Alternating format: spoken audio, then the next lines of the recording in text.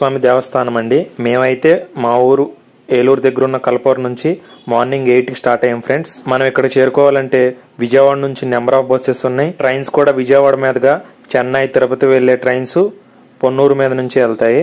కాకపోతే అన్ని ట్రైన్స్ ఆగవు ఇక్కడ. ఇంకా ఓన్ వెహికల్ ఉంటే మనం ఇష్టం వచ్చిన చోట ఆపుకుంటా అన్ని ఆస్వాదిస్తూ వెళ్ళొచ్చు.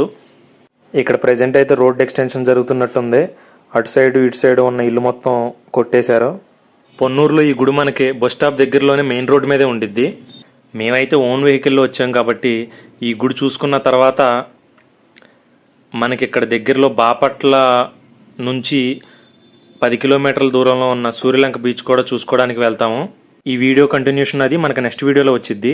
ఇంకా ఈ దేవస్థానం గురించి మనం మాట్లాడుకున్నట్లయితే ఇక్కడ 24 అడుగుల ఎత్తైన ఏకశిల ఆంజనేయ స్వామి ఆలయంతో పాటు 5 ఉపాలయాలు కూడా ఉన్నాయి. 1108 శివలింగాలు మరియు అతిపెద్ద ఏకశిల